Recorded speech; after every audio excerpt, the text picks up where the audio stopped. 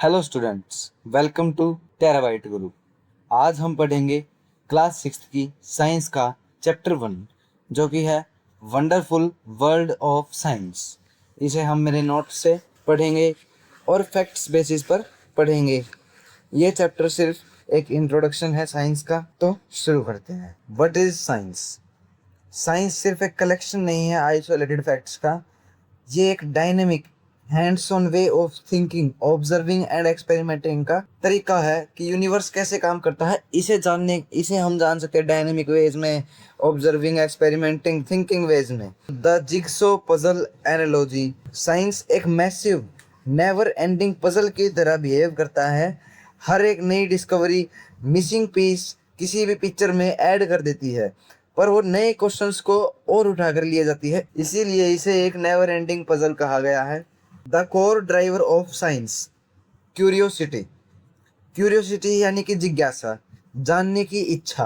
Curiosity natural internal अर्ज होती है इंसानियत के अंदर कि हम अपनी सराउंडिंग्स को जाने, पैटर्न्स को देखें, पहचाने और क्वेश्चंस की गहराइयों तक, बातों की गहराइयों तक जाएं। ये अल्टीमेट इंजन की तरह सर्व करता है फॉर डिस्कवरीज। जिज्ञासा के बिना ह्यूमन साइंटिफिक एक्सप्लोरेशन और प्रोग्रेस कंप्लीटली होल्ड होती। Science is everywhere, everyday phenomena. जैसे स्टार्स शाइन करते हैं, फ्लावर्स ब्लूम करते हैं, दाल गिर जाती है, तब कुकर में पकाते हुए तब दाल गिर जाती है। ये सब साइंस की वजह से होता है, ये अपने आप नहीं होता है। Exploring our home planet earth. Ecosystem. Ecosystem एक फंक्शनल यूनिट होती है जहाँ पर बहुत सारी लिविंग एंटिटीज होती है, जैसे कि प्लांट्स, एनिमल्स, माइक्रोब्स एटसेट्रा। वो एक दूसरे के साथ क्लोजली इंटरेक्ट करती हैं और नॉन लिविंग स्ट्रक्चरल एलिमेंट्स के साथ भी इंटरेक्ट करती है, जैसे soil, water, air, sunlight etcetera. Plant growth process. एक डोरमेंट सीड के लिए, जो छोटा सीड है, उसे बड़ा होने के लिए, ग्रोथ करने के लिए सफिशिएंट वाटर, सनलाइट और वाइटल मिनरल्स की ज़रूरत होती है। प्रोसेस क्या होता है? सीड सीड में जर्मिनेशन होती है, जर्मिनेशन से सीडलिंग होती है, यानी कि उसमें से धीरे धीरे धीरे धीरे प्लांट निकल जाता है और प्लांट निकलने के बाद मैच्योर प्लांट बन जाता है धीरे धीरे। मेटामॉर्फोसिस। मेटामॉर्फोसिस एक striking multi stage biological development process होता है जिसमें कोई भी एनिमल रैपिड और टोटल स्ट्रक्चरल ट्रांसफॉर्मेशन से गुजरता है, इमेच्योर लेवल से अडल्ट लेवल तक। एग्जांपल है इसका सिल्क वॉर्म की लाइफ साइकिल। जैसे सिल्क वॉर्म का एग होता है, वो लार्वा बनता है कैटरपिलर यानी कि, फिर उसका प्यूपा बन जाता है कोकून, और कोकून से वो अडल्ट मोथ बनता है। बात करते हैं की facts of the physical world. Food and water.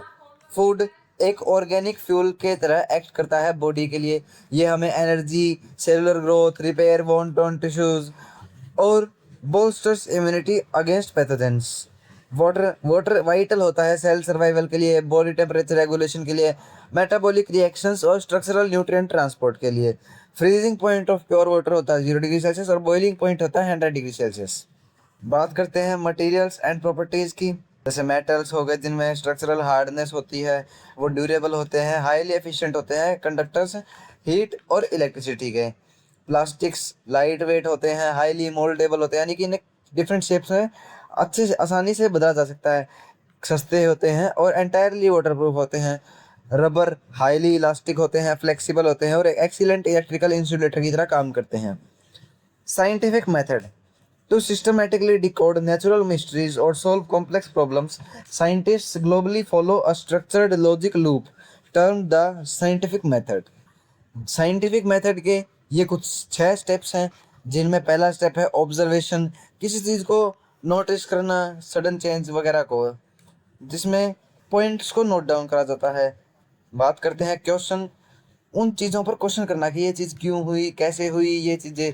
Hypothesis, उनमें एजुकेटेड लॉजिकल गैस लगाना जिससे कि फिजिकल टेस्ट से भी वेरीफाई करा जा सकता है, वो चीज़ होती है हाइपोथेसिस। फिर उस पर एक्सपेरिमेंट करना, पूरा सेटअप कर लेना और एग्जीक्यूट करना एक targeted physical test, proposed hypothesis जो है वो ट्रू है कि नहीं ये देखने के लिए।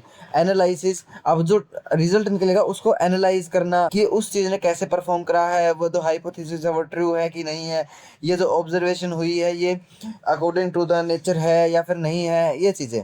फिर कंक्लूजन पर पहुंचते हैं। कंक्लूजन पर अगर हाइपोथेसिस सही होती है तो कंक्लूजन वेरीफाई हो जाती है, यानी कि वो कंक्लूड हो जाता है मूव करते हैं नेक्स्ट पेज पर। अब ये कुछ 4 इमेजेस देख रहे थे जो कि मैंने एनसीईआरटी से उठाई हैं। ये डेजर्ट्स होते हैं, ये ओशन है, ये कोस्टल एरिया है, ये अंडर वाटर व्यू है और ये गैलेक्सी की इमेज है।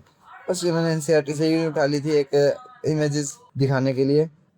आज की वीडियो में जो हमें इस चैप्टर से करना था कंसेप्चुअल, वो हम अपना कंप्लीट कर चुके हैं। इसीलिए आज की वीडियो में इतना ही। Thank you for watching. Have a nice day.